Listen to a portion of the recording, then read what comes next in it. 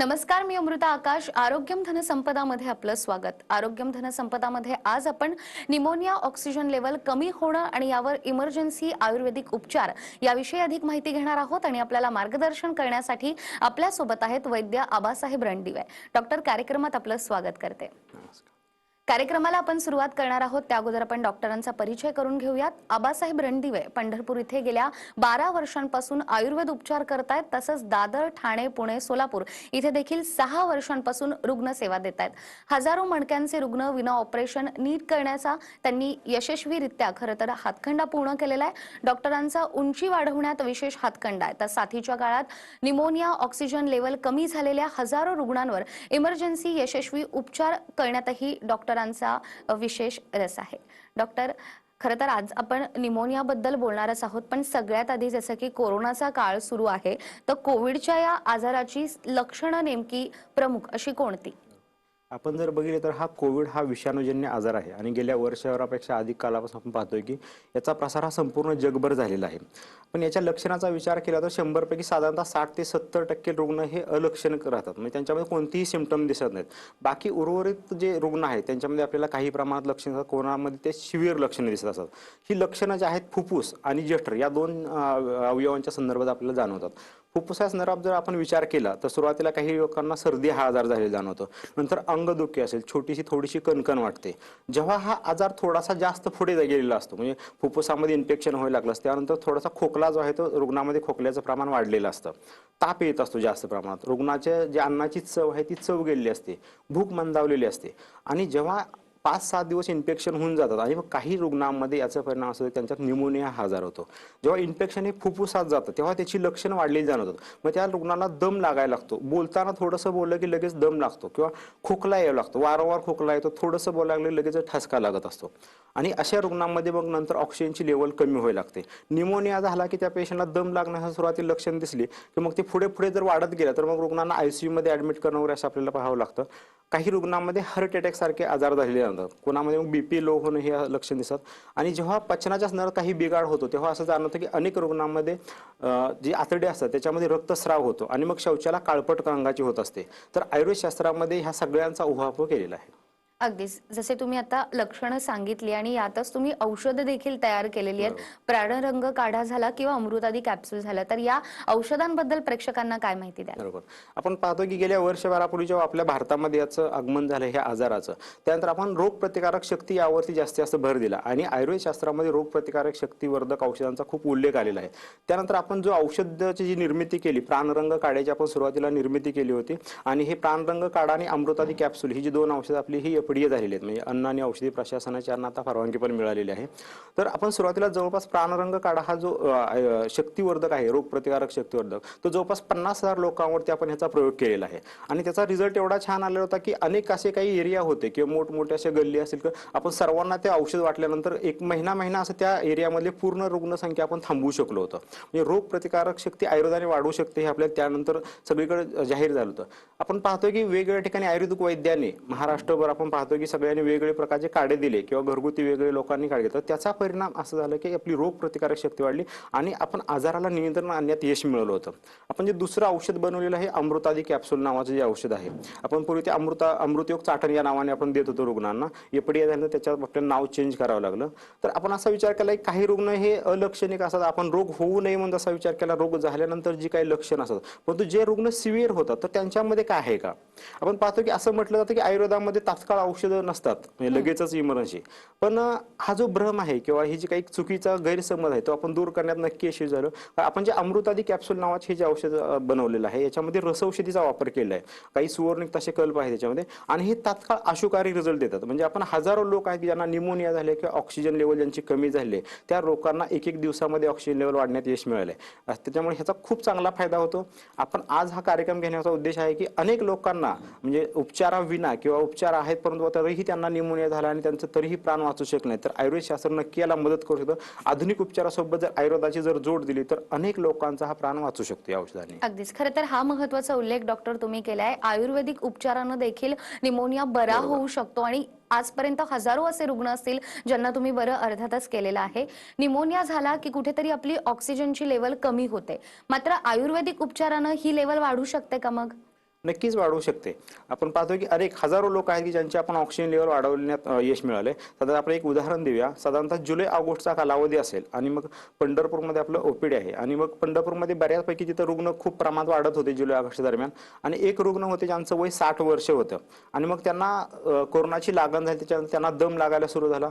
त्यानंतर CT scan केला आणि त्याचा स्कोर 18 होता. म्हणजे जवळपास 25 पैकी 18 म्हणजे 70-72% फुफ्फुसामध्ये त्यांचं इन्फेक्शन पसरलं होतं.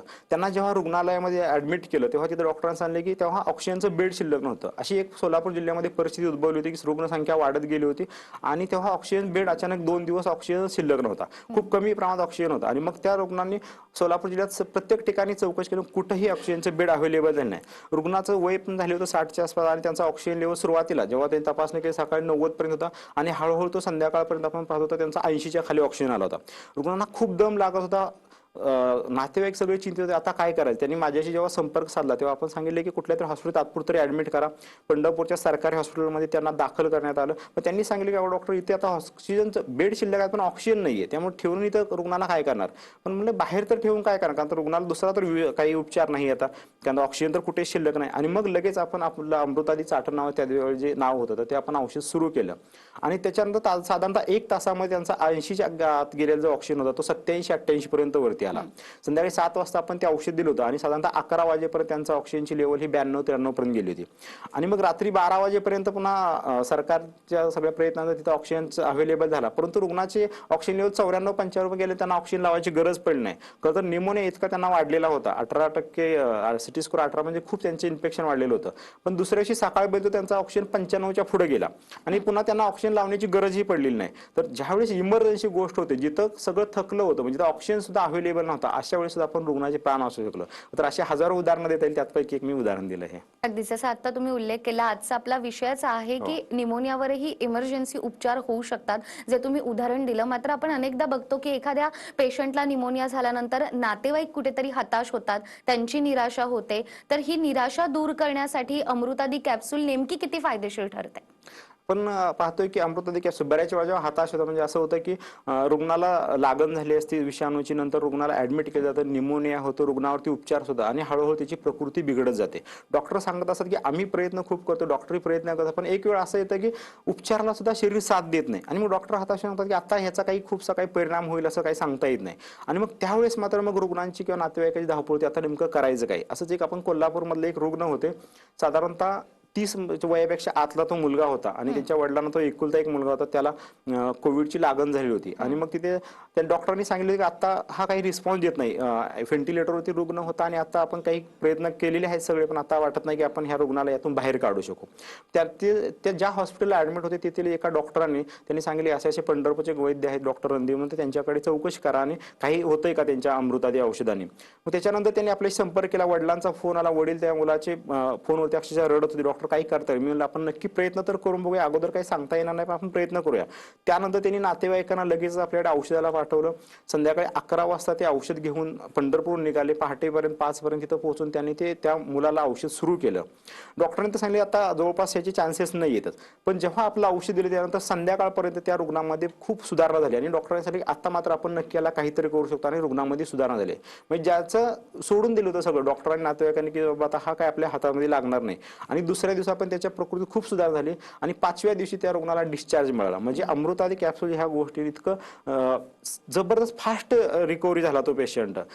असंच एक आपण दुसरं उदाहरण देऊया. सांगली जिल्ह्यातील उदाहरण आहे, तर तिथे एक डॉक्टर रुग्ण होते, त्यांना लागण झाली, ते एकदम फेमस ते डॉक्टर होते आणि मग त्याच्यानंतर त्यांना सगळे आधुनिक उपचार सगळे इंजेक्शन वगैरे आता काही ती थेरपी लाईन ऑफ ट्रीटमेंट आहे ती संपूर्ण त्यांना सुरू होती आणि एवढं सगळं करून ही उपचारावर त्यांनी साथ देत नव्हते आणि प्रकृती पूर्ण बिघडलेली होती. दिल्लीमध्येच मला जेव्हा तिकडे शिकवायला आमचे एक सर होते, तर त्यांनी मला फोन केला आणि अरे बाबा म्हणे याच्यावरती काही होऊ शकेल का, अशा आमचे डॉक्टर मित्रांनी खूप सिरियस झाले आणि सगळे आता म्हणतात की आता आपल्या हा रुग्ण काय आपले मित्र आपल्या हातात लागणार नाहीयेत. म्हणजे नक्की आपण प्रयत्न करूया. त्याच्यानंतर आम्ही बसने लगेच सरांकडे तिथं औषध पाठवलं. 3-4 तासामध्ये औषध मिळालं त्यांना. परंतु तिथं हॉस्पिटलनं थोडा सुरुवातीला विरोध केला, अरे बाबा आयुर्वेदाने कुठं काही एवढं आपण सगळं केलंय, सगळे इंजेक्शन दिले तरी काही रुग्णाला रिस्पॉन्स आणि आयुर्वेदाने काय होणार आहे. डॉक्टरांनी सांगितलं नाही आम्ही प्रयत्न करतो, तुम्ही सगळे हात टेकले तर आम्हाला एक संधी द्या. का त्या डॉक्टरांचे मित्र होते. आणि मग कसं बस का पूर्वीची सुरुवातीच्या काळामध्ये आयुर्वेदाला खूप अवघड होतं ट्रीटमेंट देणं सुद्धा. आणि मग त्या डॉक्टरांनी कसं स्वतः पीपी किट घालून गेले आणि आतमध्ये त्यांच्या मित्राला ते औषध दिलं आणि दुसऱ्या दिवशी तिथल्या डॉक्टरांनी सांगितले की आता आपण नक्की यांचे प्राण वाचवू शकतो. आणि नंतर तो 5-6 दिवसामध्ये डॉक्टर रुग्ण असले पूर्णपणे कव्हर झाले. म्हणजे जिथं वैद्यकीय शास्त्र सुद्धा जे म्हणतो आपण आधुनिक उपचारांचा हात टेकलेले आहेत त्या ठिकाणी सुद्धा आयुर्वेद उपचार खूप फास्ट कव्हर करतो रुग्णाला. म्हणजे कितीतरी रुग्ण आहेत की 1 तासामध्ये ऑक्सिजन लेवल वाढलेले आपल्याला पाहायला मिळेल आपल्या औषधानंतर. अगदीच. त्यामुळे आयुर्वेदिक उपचारांचा हा कुठेतरी चमत्कारच म्हणावा लागेल की इतकी क्रिटिकल कंडिशन असताना देखील रुग्णाचे प्राण वाचलेले आहेत आणि याचं संपूर्ण श्रेय डॉक्टर खरं तर तुम्हाला जातं. मात्र कधी कधी आपण पाहतो की 15 पेक्षा जास्त जर सिटी स्कोर असेल तर मग कुठेतरी रुग्णाच्या मनातही भीती येते. तर याच्यावर देखील अमृतादी कॅप्सूल किती परिणामकारक आहे? आपण पाहतो की हल्ली सांगितलं की एकदा का काय स्कोर वाढला तर त्याचा निमोनिया वाढल्यास नंतर निमोनिया झाल्यानंतर पुढे फायब्रोसिस होतं आणि मग हे रुग्ण बरेच रिकव्हर व्हायला त्रास देतात. मग असे अनेक रुग्ण आहेत जे 15 पैकी म्हणजे आपण 21, 22, 23, 24 लास्टला आपल्याला 25 स्कोर असलेले सुद्धा रुग्णांनी आपण औषध दिले आणि बरेचसे रुग्ण आपण यातून बाहेर काढलेत. आता साधारण 4 दिवसापूर्वी नाशिकचे एक रुग्ण होते. साधारणतः ते 15 दिवस दवाखान्यात ऍडमिट होते आणि आयसीयू मध्ये त्यांना व्हेंटिलेटरची गरज पडली होती आणि रुग्णाची प्रकृती सुरुवातीला बरी होती पण हळूहळू नंतर ती खालावत गेली आणि त्यांचा स्कोर 15 होता. आणि नंतर मग डॉक्टरांनी सांगितले की आता रुग्णाची प्रकृती काही खूप काही रिस्पॉन्स देत नाही आपल्या ट्रीटमेंटला. त्याच्यानंतर त्या नातेवाईकांना आपला कुठून ते नाव सांगितलं तर मग त्यांनी फोन केला आणि आपल्याला त्यांनी औषधं बसने आपण मागवून घेतलं. त्यांनी त्या रुग्णाला औषधं सुरू केली. गेली 15 दिवस ते आयसीयू मध्ये होते पण जेव्हा औषध सुरू केल्यानंतर त्याचा रिस्पॉन्स त्यांना दुसऱ्या दिवशी लगेच जाणवायला लागला आणि साधारण 3-4 दिवसामध्ये हळूहळू ते कमी झालं. नंतर त्यांचा व्हेंटिलेटर बंद केला आणि आता जस्ट साध्या ऑक्सिजनवरती आहेत. त्याच्यानंतर त्यांच्या शेजारचे दुसरे रुग्ण त्यांनी काल आपल्याकडून औषध लगेच मागवून घेतली. मी इतकं जरी स्कोर जास्त असेल म्हणजे जिथं मर्यादा येतात वैद्यकीय शास्त्राला त्यानंतर सुद्धा आयुर्वेद खूप चांगलं काम करू शकतात. आणि लोकांना जे आयुर्वेद उशिरा काम करतं हा जो विषय होता. खरं तर 2 प्रकारचे आयुर्वेद औषध असतात की एक वनस्पती आणि काही रसौषधी असतात. तर वनस्पती औषधे हे मुळापासून आपण आजार काढण्याचा प्रयत्न करतो पण रसौषधी औषध हा अशुकारी म्हणजे तत्काळ रिझल्ट देणार असतात. आणि कोविड ह्या काळामध्ये आपल्याला ती संधी भेटली की लोकांना आपण दाखवून देऊ शकलो की बाबा की आयुर्वेद ही सुद्धा खूप अशुकारी रिझल्ट देऊ शकतं. अगदीच. त्यामुळे आयुर्वेदिक उपचार केल्यानंतर खरं तर रुग्णात कसा बदल होतो आणि रुग्णाचे प्राण वाचतात याविषयी डॉक्टर आपल्याला अधिक माहिती देत आहेत. त्यामुळे निमोनिया झाला असेल किंवा ऑक्सिजनची लेवल जर कमी असेल तर नक्कीच तुम्ही डॉक्टरांशी संपर्क करू शकतात. स्क्रीनवर डॉक्टरांचे नंबर देखील आहेत त्यामुळे डॉक्टरांशी संपर्क करून तुम्ही डॉक्टरांचं मार्गदर्शन मिळवू शकतात. डॉक्टर, आत्ताच तुम्ही उल्लेख केला तो म्हणजे व्हेंटिलेटरचा. अनेक वेळेला आपण पाहतो की रुग्ण व्हेंटिलेटरवर गेल्यानंतर त्याचे नातेवाईक घाबरतात की आता या रुग्णाला वाचवायचं कसं. मात्र तुमचा इतक्या वर्षांचा अनुभव आहे की व्हेंटिलेटरवर गेलेला रुग्ण देखील अर्थातच उपचारानंतर आपला वाचलाच असणार आहे. तर याविषयी काय सांगाल? पण पाहतोय की व्हेंटिलेटर एकदा रुग्ण गेला की कारण त्याची तब्येत हळूहळू बिघडत गेली असते आणि साधारणतः असं होतं आपण जरी कोविडचा आता जर डेथ रेशिओ बघितलं तर साधारणतः 2% आपण दाखवतो. परंतु जेव्हा काही जे रुग्ण आहेत त्यातले बरेचसे 70 ते 80% रुग्ण हे समजा 100 रुग्णांना जर कोविड झालं तर 70 ते 80% रुग्ण हे अलक्षणिक असतात आणि राहिलेल्या 20% जे रुग्ण असतात ना त्यातील डेथ असतात. आणि बऱ्यापैकी जे रुग्ण व्हेंटिलेटरवर जातात ना तर त्यांच्या आपल्याला डेथ झालेली जास्त आढळून येते. तर व्हेंटिलेटरवर गेलं की असं सांगलं जातं की आता हा पेशंट म्हणजे हा सिरियस झालेला आहे आणि जेव्हा स्कोर हा 15-20 पेक्षा जास्त जेव्हा होतो ना तर असे रुग्ण हे ऑक्सिजनला साथ देतात. मग त्यानंतर ते व्हेंटिलेटरवर घ्यावे लागतात. आपण एक उदाहरण पाहूया. मराठवाड्यातील एक डॉक्टर रुग्ण होते. साधारण त्यांचं वय 40 वर्षापर्यंत होतं. त्यांना सुरुवातीला कोविडची लागण झाली आणि खूपसा सुरुवातीला त्रास नव्हता त्याच्यामुळे त्यांनी होम क्वारंटाईन होते. मग हळूहळू त्यांनी औषधही सुरू केली होती आधुनिक उपचार पद्धतीची आणि एक 3-4 दिवस झाले त्यांना वाटलं आपलं वयही खूप कमी आहे त्यामुळे खूप काही त्रास होणार नाही. परंतु त्यांची तब्येत अचानक ढासळू लागली. त्यांना मग खोकला वाढत गेला आणि खोकला वाढत पुढे त्यांना मग ऑक्सिजनची लेवल कमी व्हायला लागली. त्या डॉक्टरांच्या पत्नी पण डॉक्टरच होत्या. त्यांना जाणवायला लागलं की बाबा आता ऍडमिट करण्याची गरज आहे. नंतर त्यांनी ऍडमिट केलं रुग्णांना.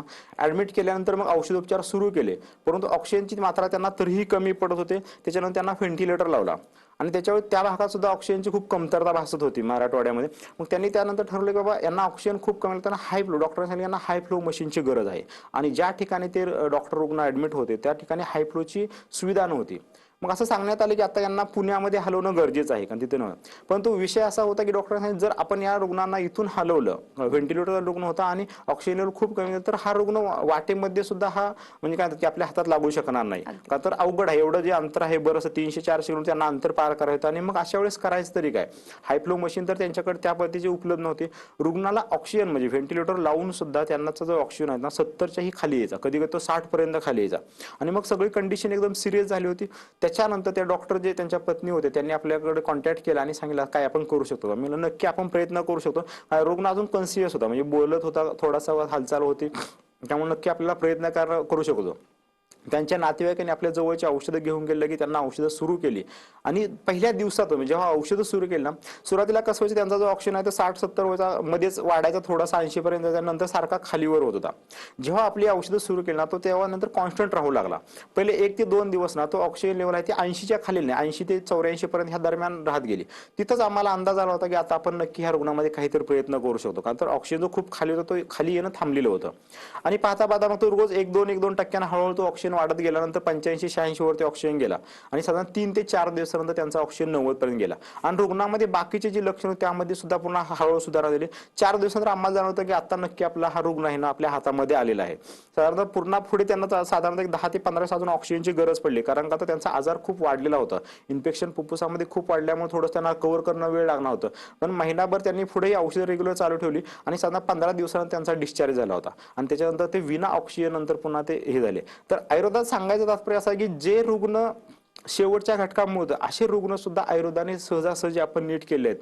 फक्त याविषयी लोकांमध्ये माहिती नाहीये, कारण आयुर्वेद शास्त्र जर बघितलं तर हजारो वैद्य आहेत की जे आता खूप उत्कृष्ट ह्या कोविडवरती ट्रीटमेंट देत असतात.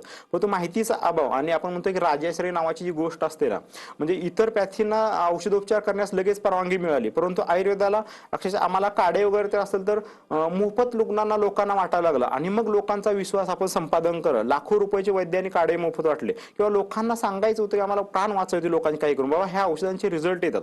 असं कुठल्याच पॅथीवरती अशी वेळ नाही येत की त्यांना सांगावं लागतं किंवा मोफत द्यावं लागतं. आयुर्वेद सोडलं तर तुम्हाला पाहा की जगातली कुठली पॅथी नाही एवढं काही कुठं मोफत वाटलं असेल. जे काही फर्स्ट लाईनला जे पुढे येऊन जे काम करतात त्या सगळ्या लोकांना जवळपास आयुर्वेदिक काढे वेगवेगळ्या ठिकाणी वैद्यांनी वाटलेत. तर सांगायचं आपल्या तात्पर्य असं आहे की जे रोग प्रतिकार शक्ती तर आपण वाढवू शकतो, पण जे रुग्ण सिरियस आहेत ना त्यांना सुद्धा आपण सहजासहजी यातून बाहेर काढू शकतो. फक्त तुम्हाला कोविडची लागण नंतर वाट पाहण्यात अर्थ नाही. जसं आपण आधुनिक उपचार किंवा इतर उपचार पद्धती तुम्ही लगेच तात्काळ सुरू करता, त्या पद्धतीने आयुर्वेद आपलं हे जे अमृतादी कॅप्सूल सारखे किंवा प्राणरंग काढा यासारखी औषध किंवा जवळच्या वैद्याकडे जी काही औषध असेल बनवली ही औषध जर सुरू केली तर तुमचं जे सिव्हिरिटी आहे म्हणजे आजाराचं जे लक्षण ते खूप वाढणार आहे ना ते आपण थांबवू शकतो. अगदीच. आणि कोरोनाच्या काळात आता तुम्ही जो हा अनुभव सांगितला हा अत्यंत सकारात्मक आहे. त्यामुळे आयुर्वेदिक उपचारांची ताकद नेमकी किती आहे ते खरं तर या उदाहरणावरून कळत आहे. आता कोरोनाबद्दल आपण बोलतोय, अर्थातच त्याची पथ्य देखील जाणून घेणं तितकंच महत्वाचं आहे. डॉक्टरांकडून आपण पथ्यही जाणून घेणार आहोत एका छोट्याशा ब्रेकनंतर पुन्हा एकदा आरोग्यम धनसंपदामध्ये आपलं स्वागत. आज आपण निमोनिया, ऑक्सिजन लेवल कमी होणे आणि त्यावर इमर्जन्सी उपचार याविषयी अधिक माहिती घेतोय आणि आपल्याला मार्गदर्शन करतायत वैद्य आबासाहेब रणदिवे. डॉक्टर, पुन्हा एकदा आपलं स्वागत. कोरोना झाल्यानंतर आयुर्वेदिक उपचार किती महत्वाचे हे तर तुम्ही सांगितलं, मात्र या काळामध्ये पथ्य देखील पाळणं तितकंच महत्वाचं आहे. याविषयी काय बरोबर आहे, सांगाल? खूप पथ्य महत्वाचं आहे. आपण पाहतो की कोरोनाच्या ज्यांना लक्षण किंवा लागण झालेले आहे त्या रुग्णांमध्ये कफ वाढलेला असतो, प्रामुख्याने खोकला ही सारखी लक्षणं असतात. तर कफ न वाढवणारे पदार्थ आपण घ्यायला पाहिजेत.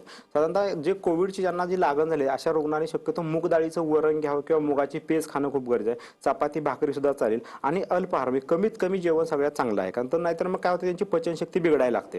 आणि सगळ्यात महत्त्वाचं आता काही चुकीचं आहार पद्धती घेतली, दूध जे आहे आहारातून पूर्णपणे बंद करायला पाहिजे, कारण दुधाने कफ वाढतो आणि लोकांचा निमोनिया किंवा ऑक्सिजन लेवल कमी व्हायला मदत होते. निमोनिया वाढतो दुधानंतर.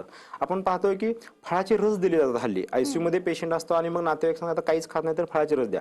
सर्व फळं जवळपास सर्व फळं ही थंड असतात आणि त्याने कफ वाढत असतो. तर ज्या रुग्णांना आपण तुम्ही फळाचे रस देत असतात त्यांचा निमोनिया वाढण्याचे चान्सेस हे जास्त असतात. डाळिंबासारखं फक्त फळ चालले की जे कफ कमी करणं असतं, बाकी सर्व जवळपास फळे आहेत त्याने आजार हा वाढण्याची शक्यता असते. त्यामुळे फळ शक्यतो किंवा फळाचे रस देऊ नयेत. अगदीच. त्यामुळे फळांचे रस नाही घेतले नाही ते घेतले रुग्णासाठी चांगले. आणि तितकंच चांगलं. नॉनव्हेजचाही विचार केला तर पण नॉनव्हेज शक्यतो देऊ नये, तो जड आहे पचायला. नॉनव्हेज द्यायचं असेल त्याच्यावरचं सूप दिलेलं चांगलं फक्त. अगदीच. डॉक्टर, त्याचबरोबर निमोनिया झाला तर अनेक वेळेला रुग्ण बेशुद्ध अवस्थेत असतात, तर आपल्या अमृतादी ज्या कॅप्सूल्स आहेत त्याच्यामुळे रुग्ण शुद्धीत देखील येऊ शकतात का? नक्कीच. आता आपण ह्याविषयी सर्वच रुग्णावरती असं म्हणणार नाहीत, पण आपले बरेचशा रुग्णाचे अनुभव आहेत, की रुग्णांचा निमोनिया खूप वाढत गेला आणि त्याच्यानंतर काही दिवसानंतर रुग्ण हे बेशुद्ध अवस्थेमध्ये गेलेत आणि मग त्याच्यानंतर ते खूपच एकदम त्यांची तब्येत बिघडलेली आपल्याला जाणवते. तर असं काही एक उदाहरण आपण सांगतो, की सोलापूर जिल्ह्यात एक टेंभुर्णी म्हणून गाव आहे. तिथले एक रुग्ण होते ज्यांचा सिटी स्कोर 21 होता. म्हणजे जवळपास 94% फुफ्फुसाचं इन्फेक्शन होतं आणि हळूहळू त्यांची तब्येत बिघडत गेली आणि त्याच्यानंतर त्यांना बेशुद्ध अवस्थेत गेले आणि डॉक्टरांनी सांगितलं, आता आपण सगळेच म्हणजे जे काही उपचार काही सगळी इंजेक्शन वगैरे सगळं दिलेलं आहे, तरीही रुग्णाची प्रकृती काय आपल्या औषधांना साथ देत नाही. त्याच्यानंतर त्यांच्या नातेवाईकांनी त्यांना नंबर दिला आणि त्याच्यानंतर ते आपल्या जवळच येऊन औषध घेऊन गेले. औषध सुरू केल्यानंतर त्यांना असं वाटतं, की बाबा आयुर्वेदाने काय होणार, आता रुग्ण तर बेशुद्ध एवढा आपण लाखो रुपयाचा त्यांचा खर्च केला तरीही काही नाही. आणि जेव्हा औषध दिलं म्हणजे जे काही नळी सोडलेली असतात नाकातून वगैरे त्याच्या तोंडावाटे जे काय आपण ज्यूस किंवा जे लिक्विड ते देत होते, तर त्या मार्गे त्यात औषध मिक्स करून आपण ते औषध त्यांना आतमध्ये सोडायला सांगितलं आणि औषध दिल्यानंतर साधारणतः 2 दिवसानंतर रुग्ण हळूहळू ते शुद्धीवर आले आणि साधारण 4 दिवसानंतर पुन्हा त्यांना जाणवायला लागलं, म्हणजे इतरांशी बोलायला सुद्धा सुरू केलं त्याने आणि 8 ते 9 दिवसानंतर त्यांचा व्हेंटिलेटरवर सगळं काढलं आणि आता साध्या ऑक्सिजन नंतर घेतलं होतं. गेल्या 4-5 दिवसापूर्वी ते रुग्ण पूर्णपणे आता बरे झाले आहेत. म्हणजे जे रुग्ण बेशुद्ध अवस्थेत म्हणजे सुरुवातीला जाताना ते हॉस्पिटलमध्ये चालत गेले होते, हळू त्यांची तब्येत बिघडत गेली, ऑक्सिजनची गरज पडली, पुन्हा व्हेंटी लावल्यानंतर ते बेशुद्ध अवस्थेत गेले. म्हणजे सगळे उपचार सुरू असताना सुद्धा रुग्णाची प्रकृती साथ देत नव्हती आणि आयुर्वेद हा असं एक शास्त्र आहे, की जे तब्येत पूर्ण डाऊन झाली, सगळं बिघडलं आहे आणि एवढ्या उशिरा उपचार करून सुद्धा जो रुग्ण बेशुद्ध अवस्थेत गेला त्याला सुद्धा आपण इमर्जन्सी म्हणून आपण बाहेर काढू शकतो. तर अमृतादी कॅप्सूलने आपण हे सहज साध्य करू शकलो. अर्थातच अनेक रुग्णांमध्ये आपण याचे रिझल्ट दिसतो.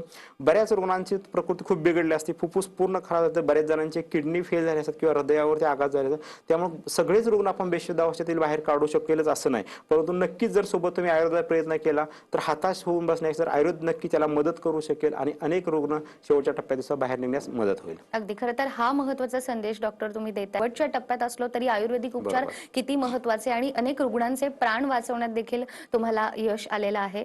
तर डॉक्टर आज तुम्ही इथे आलात आणि अतिशय महत्त्वाचा आजचा विषय खरं तर याविषयी तुम्ही आम्हाला मार्गदर्शन केलं, यासाठी आपले खूप खूप आभार. त्याचबरोबर आरोग्यम धनसंपदामध्ये वेळ झालीये इथेच थांबण्याची. पुन्हा भेटूया एका नव्या विषयासह. तोपर्यंत नमस्कार.